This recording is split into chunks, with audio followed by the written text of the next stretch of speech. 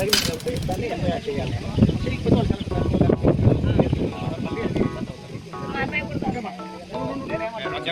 ఎల్ది head injury case కడతారు, వాళ్ళది atrocity case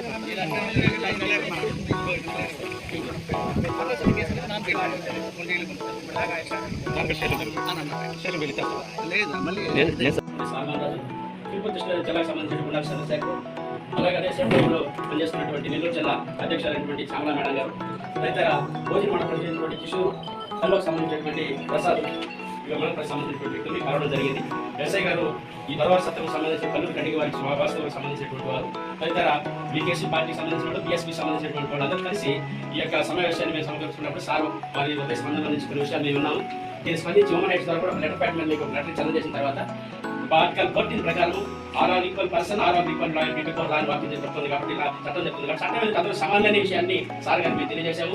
దాన్ని పరిగణలోకి తీసుకొని విపక్ష న్యాయం పరిశీలించి తగు న్యాయం సమకూర్చగలనే విషయాన్ని పూర్తిగా తాత్కాలికంగా తీసుకొస్తున్నాము. అదే సేమ్ టైంలో మనం చూసినట్లయితే ఒక వ్యక్తి నుంచి ఉన్నటువంటి ఇన్ఫర్మేషన్ భాగం అయితే ఆర్టికల్ 17 ప్రకారం అయితే ఒక వ్యక్తిని ప్రదోషంతో దూషించడం అనేది చట్టరీత్యా నేరము. ఆ విషయాన్ని పరిగణలోకి తీసుకుని విపక్షాల సమన్వయం చేసి సమకూర్చాలనేది మా ప్రకటమైనటువంటి ఆశ.